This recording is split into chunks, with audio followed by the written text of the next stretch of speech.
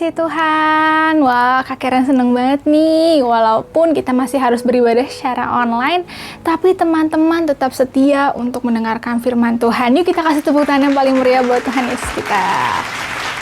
Oke, mari kita satukan hati kita di dalam doa. Ya Bapa, terima kasih Tuhan. Pada hari ini kami masih bisa diberikan kesempatan untuk mendengarkan firman-Mu Tuhan. Pimpin kami Tuhan, baik hamba-Mu yang berbicara maupun teman-teman yang mendengarnya ya Tuhan. Biarlah firman ini dapat bertumbuh dan berbuah dalam hati kami. Terima kasih Tuhan Yesus dan nama Tuhan Yesus. Haleluya. Amin. Oke, puji Tuhan teman-teman. Nah, hari ini Kak Karen mau ngangkat satu tema, yaitu adalah You can't walk alone. Sekali lagi ya, you can't walk alone. Artinya apa? Artinya kamu tidak bisa berjalan sendiri. Nah, kenapa sih Kak Karen hari ini ngangkat tema ini? Nah, Kak Karen mau jelasin dulu nih sebelumnya, latar belakangnya ya. Di Alkitab ada di Keluaran 17 ayat 8 sampai 16. Keluaran 17 ayat 8 sampai 16, mungkin teman-teman nanti bisa baca ya. Ceritanya ini adalah orang Israel pada hari itu melawan orang Amalek di Rafidim. Nah, pada hari itu Musa dan Harun dan Hur tuh naik ke bukit, sedangkan peperangannya itu dipimpin oleh Yosua. Nah, ada kejadian yang aneh adik-adik, bukan aneh ya, ini kejadian luar biasa. Dimana kalau Musa ngangkat tangan, maka bangsa Israel itu lebih kuat dari bangsa Amalek. Sedangkan kalau Musa tangannya diturunin, bangsa Amalek itu lebih kuat dari bangsa Israel. Jadi apa yang harus dilakukan teman-teman?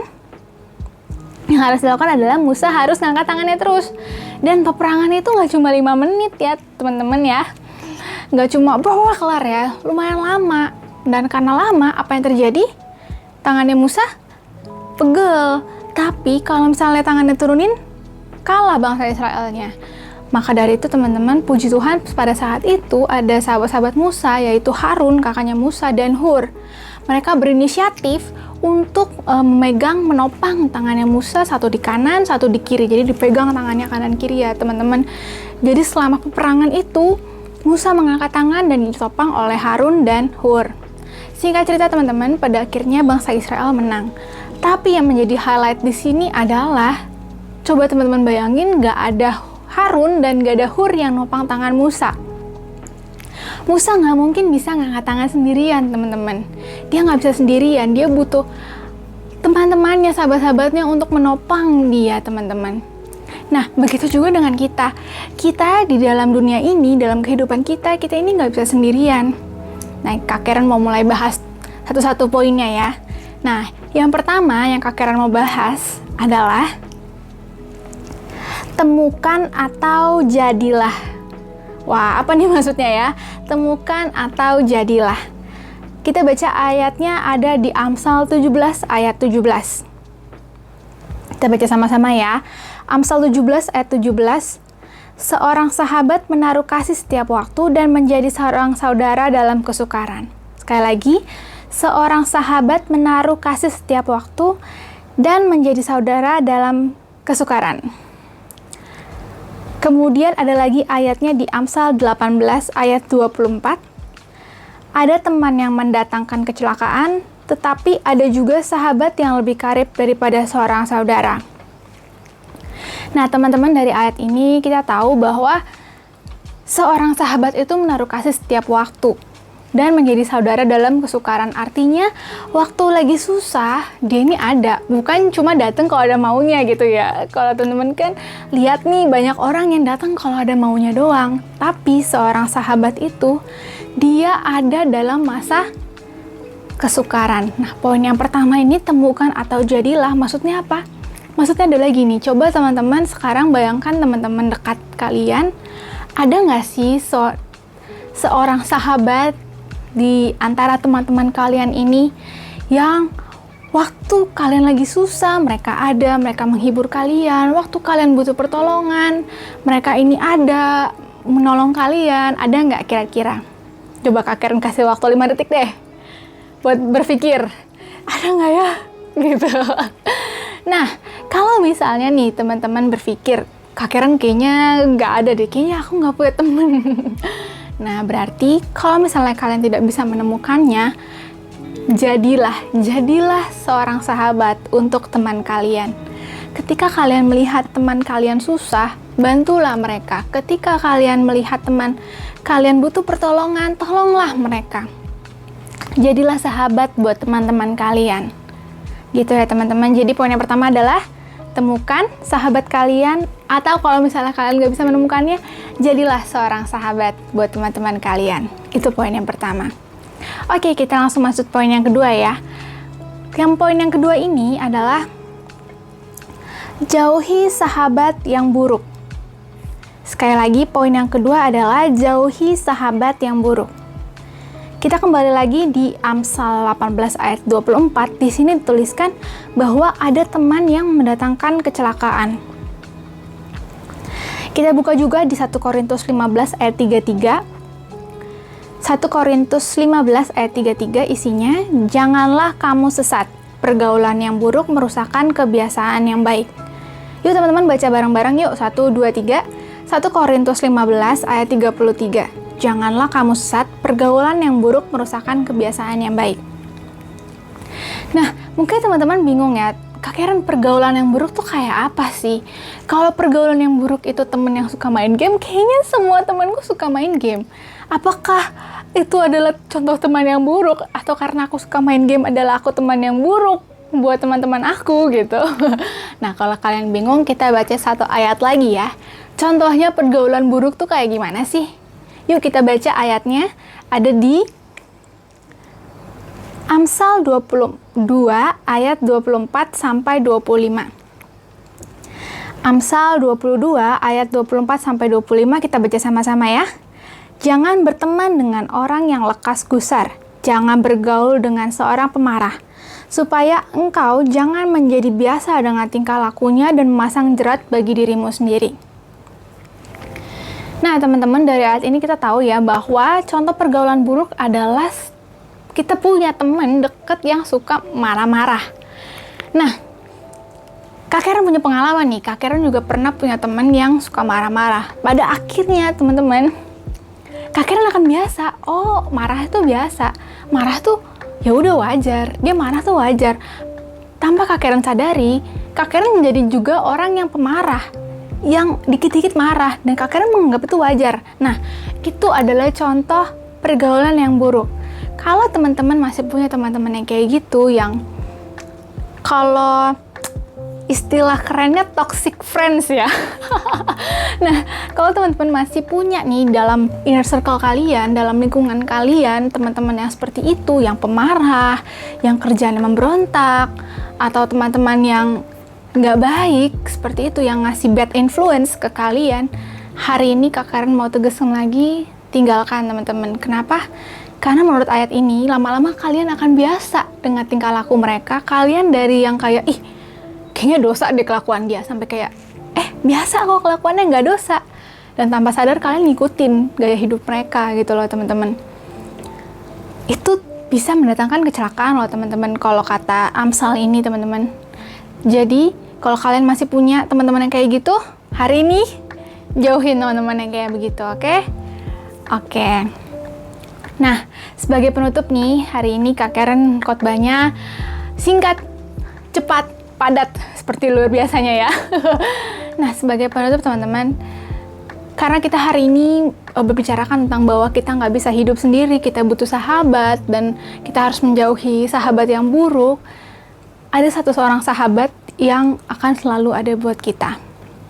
Sahabat itu nggak akan meninggalkan kita, dia akan selalu membawa kita kepada hal-hal baik. Ketika kita kesusahan, dia ada. Ketika kita sedang sedih, dia menemani kita. Siapa pribadi itu teman-teman? Betul, pribadi itu adalah Tuhan Yesus. Yuk kita baca ayatnya yuk teman-teman. Ayatnya ada di Yohanes 15 ayat 14 sampai 15. Yohanes 15 ayat 14 sampai 15. Kamu adalah sahabat-sahabatku, jikalau kamu berbuat apa yang kuperintahkan kepadamu.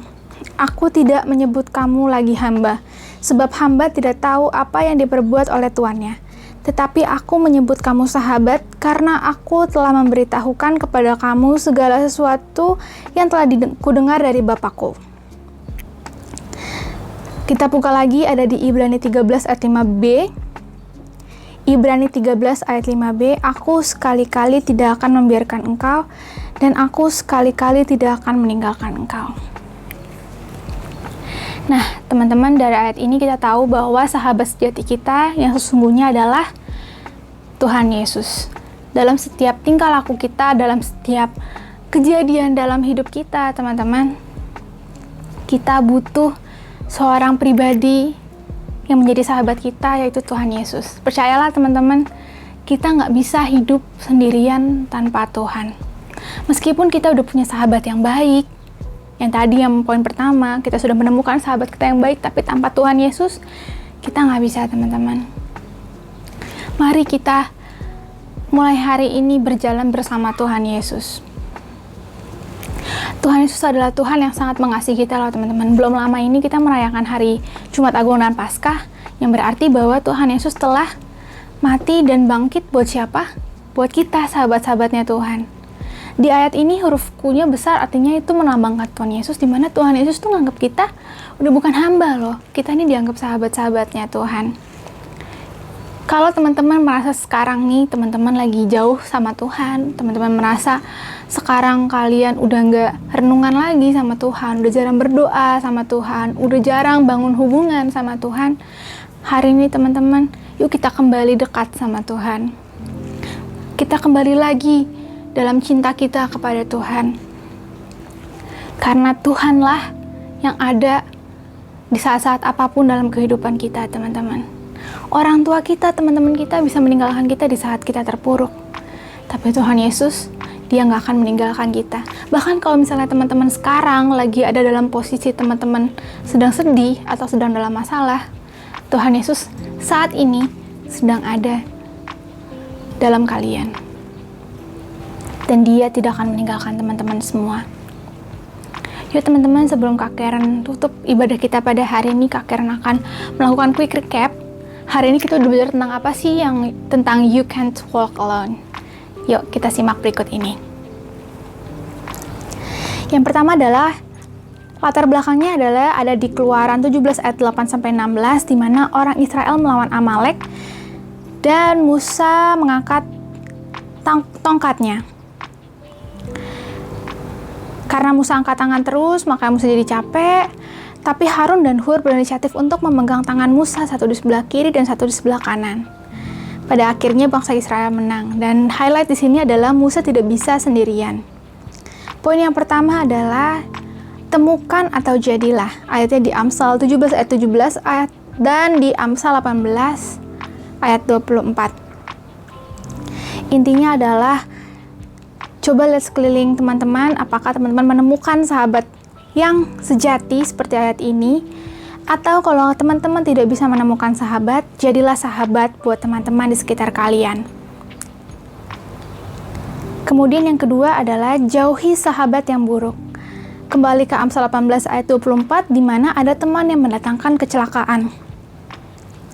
Kemudian di 1 Korintus 15 ayat 33 mengatakan bahwa kita harus menjauhi pergaulan yang buruk, karena itu merusakkan kebiasaan kita yang baik. Contoh pergaulan buruk ada di Amsal 22 ayat 24-25, di mana di ayat ini dikatakan bahwa kita jangan berteman dengan orang yang lekas gusar, karena kita lama-lama menjadi biasa dengan tingkah lakunya dan memasang jerat bagi diri kita sendiri. Kemudian poin yang ketiga yang terakhir adalah sahabat kita yang sejati adalah Tuhan Yesus. Ayatnya ada di Yohanes 15 ayat 14-15, di mana Tuhan Yesus menyebut kita sebagai sahabat-sahabatnya Tuhan. Dan ayatnya juga ada di Ibrani 13 ayat 5b, di mana Tuhan Yesus berkata, aku sekali-kali tidak akan membiarkan engkau, dan aku sekali-kali tidak akan meninggalkan engkau. Oke teman-teman, sekian sharing Kak Karen hari ini. Ingat teman-teman, dalam hidup ini kita nggak bisa sendiri ya teman-teman. Kita butuh teman-teman yang baik, pergaulan yang baik. Kita juga butuh Tuhan Yesus sebagai sahabat sejati kita. Yuk, kita satukan hati kita dalam doa. Ya Bapak, terima kasih ya Tuhan. Hari ini kami sudah belajar bahwa kami tidak bisa berjalan sendiri dalam kehidupan kami, Tuhan. Tuhan, kami membutuhkan Engkau dalam kehidupan kami ya Bapak. Kami juga hari ini bersyukur untuk teman-teman yang baik, mentor-mentor kami yang baik yang Kau tempatkan di sekitar kami ya Tuhan. Terima kasih ya Tuhan Yesus. Sebentar setelah ini kami akan melanjutkan kehidupan kami Tuhan. Kami akan melanjutkan aktivitas kami. Tuhan, Kau yang pimpin sertai kami ya Bapa. Terima kasih Tuhan Yesus, dalam nama Tuhan Yesus, haleluya. Amin. Oke teman-teman, sampai di sini aja cerita Kak Karen hari ini. God bless you. Bye-bye.